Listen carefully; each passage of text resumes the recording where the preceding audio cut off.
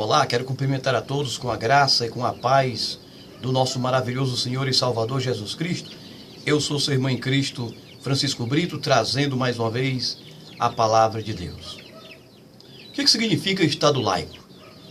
Será que Estado laico significa Estado ateu? Será que Estado laico significa um Estado ateu comunista? Não. A palavra laico, Estado laico, o que significa Estado laico? Significa Estado neutro, um Estado independente, um Estado que não é comandado por nenhum credo religioso, um Estado independente. Estado laico também significa um Estado onde há liberdade religiosa, liberdade para você praticar sua crença e sua religião. Isso é Estado laico. O Brasil é um país onde o Estado é laico. Mas como eu gosto sempre de dizer que o Estado brasileiro, aqui no Brasil o Estado é laico, mas o povo brasileiro é muito religioso, não tem nada de laico. Então, quando alguém vem querer implantar no Brasil um ateísmo comunista, ou querer impor sobre as pessoas uma filosofia comunista, ateia, incrédula, isso não funciona aqui no Brasil. Talvez funcione em qualquer um outro país do mundo aí. Aqui não funciona. Até porque quase 100% do povo brasileiro é um povo religioso. O povo brasileiro é um povo religioso. Portanto, o Estado laico significa um Estado independente, um Estado que fornece ao cidadão, fundamentado na lei, o direito à liberdade religiosa. Liberdade religiosa essa conquistada a custo de sangue ao longo da história da humanidade. É um direito fundamental do ser humano. Então o Brasil é um Estado laico nesse sentido. Mas como alguém já disse, o Brasil é laico, mas não é ateu. O Estado brasileiro é laico, mas não é ateu. E eu gosto de acrescentar dizendo, o Estado pode ser laico, mas o brasileiro, contrariamente, é muito religioso. O povo brasileiro é um povo religioso. Então nós devemos entender que aqui no Brasil, se for fazer um estudo para ver o número de pessoas que são ateus, que não acreditam em Deus, que são incrédulas, são a minoria da minoria da minoria. É um pequeno grupo de pessoas que são ateus.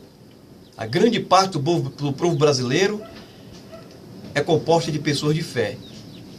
As próprias autoridades que compõem os três poderes, legislativo, executivo e judiciário, as pessoas que compõem os três poderes, são pessoas que têm religião, são católicos, são evangélicos, são magistrados, mais magistrados, autoridades, representantes políticos que têm fé. A fé chega a todas as camadas sociais, desde as camadas sociais mais humildes até o alto calão do nosso país. Então é bom que se respeite isso. A liberdade religiosa é um direito adquirido. Então quando alguém, às vezes, eu vejo pessoas torcendo a cara, fazendo chacota, quando alguém, às vezes, em um debate político ou em um programa de TV, aquela pessoa manifesta, mesmo sendo uma autoridade, manifesta sua fé, sua crença, sua espiritualidade, e alguém fica ali de cara torcida, eu não vejo isso com bons olhos. A religiosidade e a fé do povo brasileiro deve ser respeitada. O Brasil está longe de se tornar, graças a Deus, o Brasil ainda está longe de se tornar em uma política, em um país comunista ateu. O Brasil ainda está longe de se tornar um país comunista ateu, e tomara que nunca se torne. Nós somos um país marcado pela fé. Aqui existem pessoas cristãs evangélicas, cristãos católicos, cristãos testemunhos de Jeová, cristãos mórmons, enfim, existem as mais diversas manifestações de fé, e não só cristã, mas outras pessoas também de outras religiões. Independente de crença ou de religião, o povo brasileiro, ele se identifica e se manifesta nas suas mais diversas ramificações, como um povo religioso. Então o Estado é laico, mas o povo brasileiro é muito religioso. É um povo de fé, é um povo que tem crença. A liberdade religiosa foi algo conquistado com sangue, com derramamento de sangue, por muitos que sofreram e deram sua vida em busca dessa conquista. Saiba que assim como a luta pelo fim da escravidão no mundo, pelo fim da escravatura, foi uma luta sangrenta, uma luta em que muitas pessoas deram suas vidas, derramaram seu sangue em busca da liberdade, em busca de um sonho de liberdade, a procura de um sonho de liberdade. Saiba que da mesma forma, a luta pela liberdade religiosa foi uma luta que também muitos tiveram que derramar seu sangue para conquistá-la. É uma luta que vem mais ou menos desde antes do Império Romano, né? Imperador Constantino, no ano 315, tomou a iniciativa, quando assumiu o Império Romano, de decretar a liberdade religiosa, digamos assim, de decretar um Estado laico, né? Onde a lei iria respeitar a religião. Se bem que mais na frente, depois, começaram as perseguições e as ditaduras religiosas, as ditaduras das autoridades, mas ali começava um sinal, né? Um pequeno sinal de uma luta, um início de uma luta pela liberdade religiosa. Então o Brasil é um país que abre os braços e que fornece liberdade de crença e de religião para todas as pessoas. Embora o Brasil, na sua grande maioria, mais ou menos 80% dos brasileiros são formados por pessoas de crença cristã. Cristãos evangélicos, cristãos católicos e cristãos de outras ramificações também. Respeitemos a liberdade e a fé do povo brasileiro. Esse país não aceita e não quer aqui um ateísmo comunista.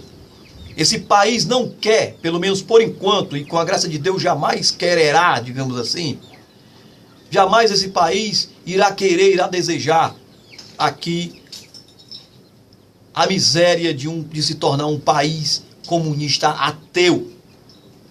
Portanto, respeitemos a fé do povo brasileiro.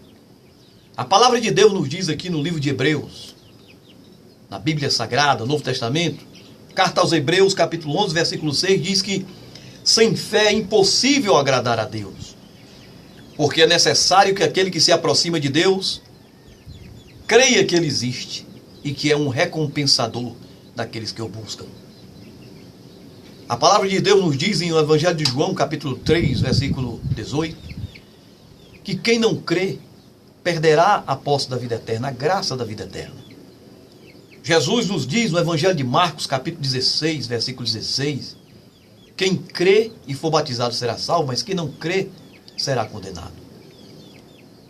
Jesus nos diz no Evangelho de João, capítulo 14, versículo 1, creiam em Deus, creiam também em mim. Jesus disse para São Tomé, um santo incrédulo, né? Antes de ser santo, né? Antes de se convertir, ele era incrédulo. Agora, não mais, né?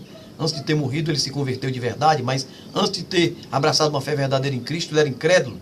Jesus ressuscitou, apareceu, ele não acreditou. Aí quando Jesus se manifestou novamente e mostrou a marca do sinal de escravo nas suas mãos e nos seus pés e a perfuração do seu lado, e Tomé creu, Jesus exortou a Tomé com uma exortação que vale para mim, vale para você. Quando Jesus disse, Tomé, não sejas incrédulo, mas sejas crente.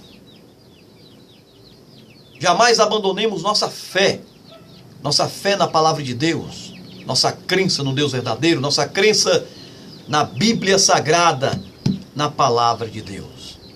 O Estado é laico, mas o povo brasileiro, na sua grande maioria, é cristão, é crente no Senhor Jesus Cristo e em Deus Todo-Poderoso.